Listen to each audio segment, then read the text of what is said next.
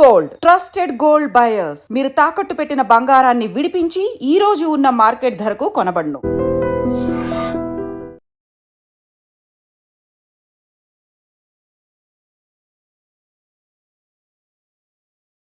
యాదాద్రి భువనగిరి జిల్లా ఎం ఆత్మకూరులో దారుణమైన ఘటన చోటు చేసుకుంది. అత్తింటి వేధింపులు తాళలేక ఓ మహిళ పుట్టింటికి వెళ్ళింది. భర్తపై కేసు పెట్టింది.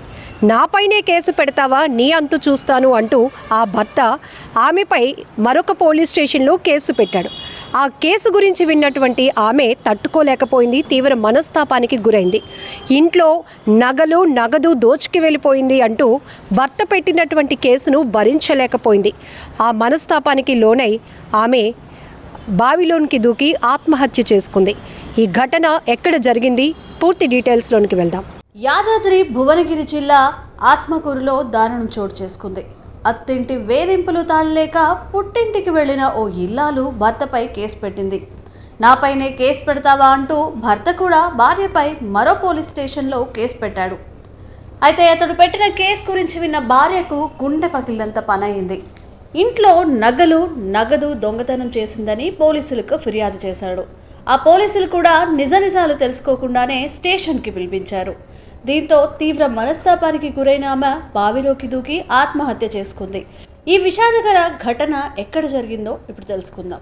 జనగామ జిల్లా రఘునాథపురం మండలం కంచనపల్లి గ్రామానికి చెందిన సంధ్య, యాదాద్రి జిల్లా ఆత్మకూరు మండలం మెరిపిరాల గ్రామానికి చెందిన కృష్ణతో ఏడాది కిందట వివాహం జరిగింది. పెళ్లి అనంతరం హైదరాబాద్లో కాపురం పెట్టారు. అయితే ఇటీవల కాలంలో ఇద్దరి మధ్య మనస్పర్ధలు ప్రారంభమయ్యాయి. చిన్న సమస్యలు కాస్త చిలికి గాలివానలా మారాయి. భర్త వేధింపులకు అత్తింటి వారు తోడు కావడంతో సంధ్య పుట్టింటికి వెళ్ళిపోయింది. అయితే కూతురు కాపురం ఎలాగైనా నిలబెట్టాలనే తాపత్రయంతో సంధ్య తల్లిదండ్రులు రఘునాథపురం పోలీస్ స్టేషన్లో అత్తింటి వారిపై కేసు పెట్టారు. దీంతో రఘునాథపురం పోలీసులు కృష్ణపై ఒత్తిడి తెచ్చారు. అయితే పోలీస్ స్టేషన్కు వెళ్లి రాజీ చేసుకుని కాపురం నిలబెట్టుకోవాల్సిన కృష్ణ ప్రతీకారం కోసం ఆత్మకూరు పోలీస్ స్టేషన్లో భార్యపై దొంగతనం కేసు పెట్టాడు. ఇంట్లో నగదు ఎత్తుకెళ్లిందని ఫిర్యాదు చేశాడు. దీంతో ఆత్మకూరు పోలీసులు విచారణ కోసం పోలీస్ స్టేషన్కు రావాలని ఒత్తిడి చేశారు. ఓవైపు భర్త కాపురానికి తీసుకెళ్లకపోవడమే కాక తనపై దొంగతనం కూడా వేయడం, మరోవైపు పోలీసులు ఒత్తిడి ఎక్కువ కావడంతో సంధ్య తీవ్ర మనస్తాపానికి గురైంది. ఆత్మకూరు పోలీస్ స్టేషన్ నుంచి ఇంటికి వచ్చిన ఆమె గ్రామ శివారుల్లోనే ఓ వ్యవసాయ బావిలో దూకి ఆత్మహత్య చేసుకుంది. అంతకంటే ముందు సూసైడ్ నోట్ రాసింది. అందులో తన భర్తతో పాటు అత్తింటి వారి వేధింపులు తాళలేకపోతున్నానని, దీనికి తోడు పోలీసులు దొంగతనం ఒప్పుకోవాలని ఒత్తిడి తెస్తున్నారని, అందుకే ప్రాణాలు తీసుకుంటున్నానని అందులో పేర్కొంది. అయితే సూసైడ్ నోట్ గురించి పోలీసులు మాట దాటవేస్తున్నారు. ఏదేమైనా ఓ భర్త కక్ష సాధింపు ప్రయత్నం నిండు ప్రాణాన్ని బలి తీసుకుంది.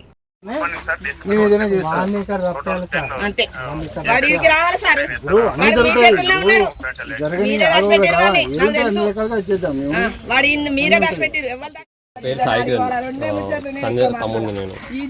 పోలీసులు మా బావాళ్ళు వాళ్ళు కలిసి అంత కుమ్మక్కయ్యి ఇదంతా చేసిరు. టార్చర్ చేయడం, అది ఇది చేయడం, మా అక్క వాళ్ళతో అక్కకు ఊకే కాల్ చేయడం, మెసేజ్ ఇక్కడికి వచ్చి మాట్లాడండి అదని ఇదని ఊకే ప్రెజర్ పెట్టారు.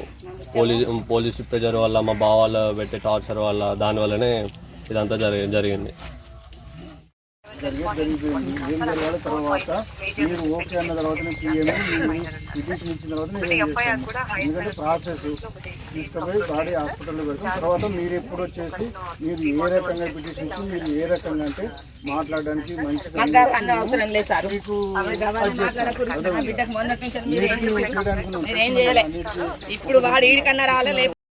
మాది కంచనపల్లి, రఘునాథపల్లి మండలం, జనగామ జిల్లా.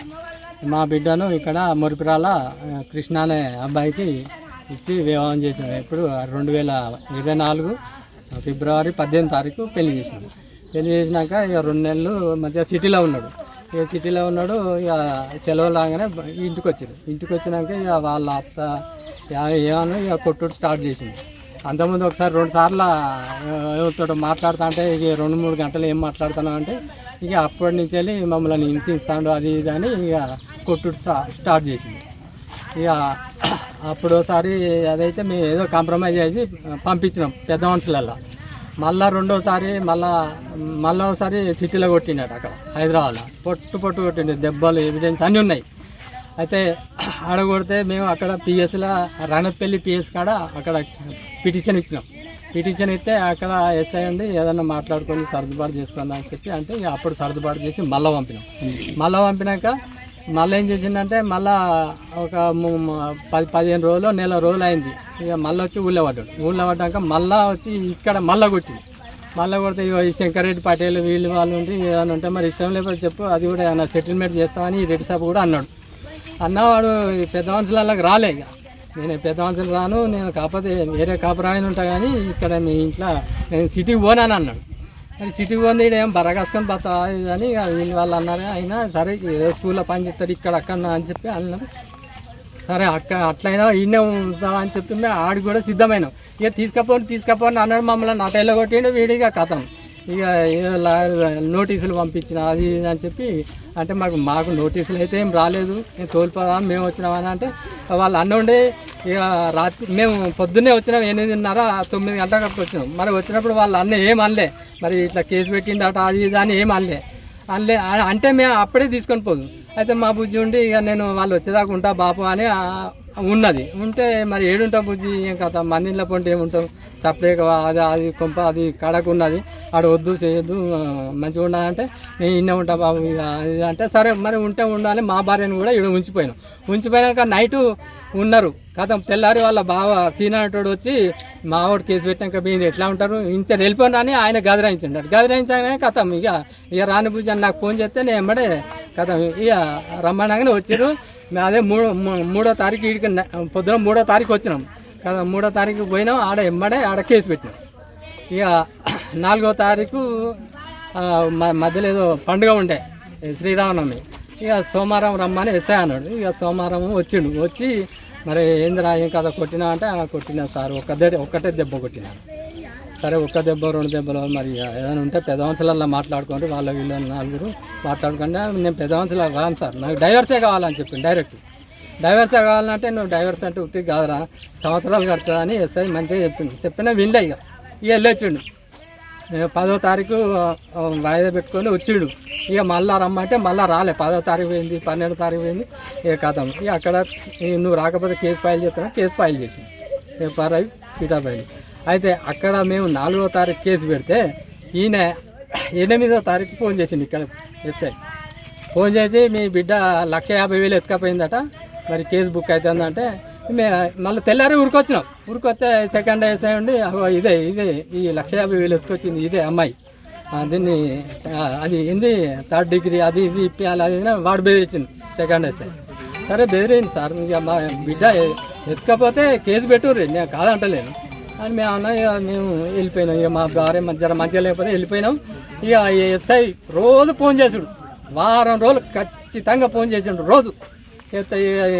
ఆఖరికి వచ్చినాం వారం రోజుల తర్వాత మరి వీడైనా సెటిల్మెంట్ ఆప్షన్కి వస్తాడా ఏందని వచ్చినాం. కానీ వీడు ఇట్లానే మేము రాకపోదు. వచ్చినాక ఇక శంకరెడ్డి సాబు కూడా వచ్చిండు. ఇక ఏదైనా ఉంటే మాట్లాడుకోని అంటే వాడు 1,50,000 ఎత్తుకపోయిన మాకు ఇప్పి అనే మాట్లాడింది ఈయన ముంగట్ల.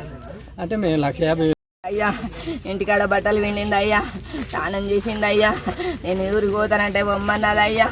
వాడు ఫోన్లో ఏం చెప్పిండో అయ్యా నాకు తెలియదు అయ్యా. ఆ ఫోన్లో పైసలు లేవు అయ్యా, మరి మెసేజీలో పెట్టిండు అయ్యో. వాడు ఏం చేసిండు అయ్యో, గమన్న వీడు మండలం వద్దయ్యా, వీళ్ళు తీయని పైసలు తీసినవాను అన్నారు అయ్యా. నేను తీయలేదు సార్ అన్నాడు అయ్యా. నా బిడ్డ నన్ను టార్చర్ పెట్టకుంది సార్ అన్నది మా అయ్య. ఇంతకంటే ఎక్కువ ఎస్ఐ నా బిడ్డను కానిస్టేబుల్ నువ్వు తీసినవని చెప్పరాదమ్మా అన్నారు. నేను తీయలేదు సార్ అన్నది నా బిడ్డ. నా భర్త మంచిగా ఉంటే మా అయ్య ఇంతకంటే ఎక్కువ పెడుతుంది అన్నది నా బిడ్డ. నువ్వు తీసినా ఒప్పుకోరాదు, నువ్వు చిన్న మడతల్లో వచ్చిందని రాదు, మేము కవర్ చేస్తామన్నారు. నా బిడ్డని ఇట్లా టార్చర్ పెట్టిండు. వాడు టార్చర్ అన్నాడు. టార్చర్ అంటే చెప్పలేదు. నా 1,50,000 తీయక ముందుకే తీసిందని ఒప్పుకోరాదమ్మా అన్నాడు.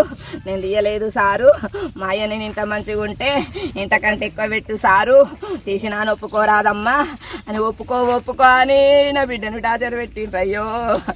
అయ్యా దొంగతనం మీద పెట్టిర్రు అయ్యో. నా అత్త అత్తగారి ఇల్లేనాయా అని నా బిడ్డ ఒక రోజు ఉంటానా అని మేము పండుగ వెళ్ళినాక తీసుకొచ్చినాము. పండుగ వెళ్ళినాక తీసుకొస్తే తాళం పెట్టుకొని అవతల పడ్డారు. పండుగ అవతల వస్తానన్నారు. పండుగ అవతల తీసుకురని రాలేదు. మేమే తీసుకొని వచ్చినాము. తాళం పెట్టుకొని పోయిర్రు. నిన్న కాదు, అప్పుడు పండుగ అవుతారా నిన్న మేము ఊరికి పోయినాం సార్. మేము ఇంటికి లేవు. నా కొడుకున్నాడు ఇంట్లో. నా కొడుకున్నాడు కానీ నేను నా భర్త మా ఇంటికి అన్నే ఉంది. మా దగ్గరనే ఉంది. నా కొడుకుని ఇంట్లో ఉంచి ఉన్నది అక్కున్నది బిడ్డ ఉండు బిడ్డ అని ఉంచేపోయినాము. ఉంచేపోతే నా కొడుకు చూసుకుంటూనే ఉన్నాడు. పక్క పిల్లలు ఉన్నారు. పక్క పిల్లలు ఇంటికి వస్తారు, ఆడుకుంటారు. ఈమె వాడికి పోతుంది, వాళ్ళు ఇంటికి వస్తారు. మాట్లాడుకుంటున్నారేమో. ఫోన్లు వచ్చినాయో తెలియదు సార్, మాకేది తెలియదు. మేము ఎక్కడ తెలియదు. నా ఫోన్ నేను పట్టుకపోయినా. నాకు అది చిన్న ఫోన్ ఉంది. ఇది మా ఆయనకు పెద్ద ఫోన్ ఉంది. మా ఆయన వచ్చిండు నాయం పడి. నా కొడుకు ఇంట్లోనే ఉండు, నా బిడ్డ ఇంట్లోనే ఉంది. ఆమె ఏం మెసేజ్లు వచ్చినాయి నాకు తెలియదు. ఆ పెద్ద ఫోన్ సంగతే నాకు తెలియదు. నా కొడుకు ఇంట్లోనే ఉండి ఆడుకుంటుందేమో పిల్లలతోని.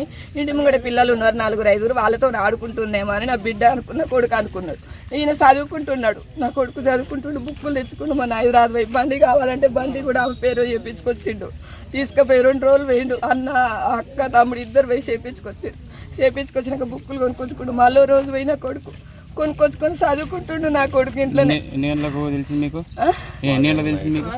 మాకు నా కొడుకు 1 గంటకు పోయిందట ఇంట్లో నుంచి. నా బిడ్డ నా కొడుకు ఇంట్లోనే ఉండి చెప్పకుండా పోయింది. ఆమెకి ఏం ఫోన్ వచ్చిందో తెలియదు. మాకు చెప్పకుండా తమ్మునికి చెప్పకుండా పోయింది.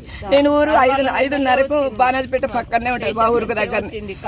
ఆ నుంచి ఇంటికి పోయినా. ఇంటికి పోయి బుజ్జిలేదు అంటే ఎవరిని అడగొద్దు అన్న. నా ఆధార్ కార్డు గిట్లా చూసుకున్నా. నేను బ్యాగులో చెక్ చేసుకుంటే డబ్బులు ఉన్నాయి. డబ్బులు ఒక కవర్లో పెట్టి ఉన్నది. ఆధార్ కార్డు లేదు. ఇంకా వేరే పైసలు ఉన్నాయి ఆమె దగ్గర. నేను ఎక్కువ చెకప్ చేయాలి. ఇక నా బిడ్డేనా ఉంటుండొచ్చు, నా బిడ్డేనా ఉంటుండొచ్చు. నీ దగ్గర ఉన్నాయా బిడ్డ? నేను ఆడ అడగలేను. ఇష్టం ఉన్నాయి తీసుకుంటారు, వాళ్ళు అయ్యో కొనుక్కోతాడు, నేను ఇచ్చుకుంటా. తెలియదు. ఇక పోలీ టార్చరు. అప్పుడు నువ్వు తీసినా అని చెప్పు చీరమడతలు వచ్చినాయి అని చెప్పు అని మస్తు టార్చర్ పెట్టారు నా బిడ్డను. ఈడ పోలీస్ స్టేషన్లో టార్చర్ పెట్టారు. ఆత్మకూరు తీసుకుపోయి కూడా ఆ ఊరికి మొరిపిరాలకు తీసుకుపోయి కూడా ఎంక్వైరీ చేసి మరి తీసినని చెప్పు ఇంటి పక్క వాళ్ళని వీళ్ళని అన్ని అడిగి తీసినా అని చెప్పరాదమ్మా, చీరమడతలు వచ్చినాయి అని చెప్పరాదమ్మా, మేము కవర్ చేస్తామమ్మా అని నా బిడ్డని గంటలు టార్చర్ పెట్టారు. ఎలా నా బిడ్డని గంటలు టార్చర్ పెట్టి నా బిడ్డను ఆగం చేసిర్రు.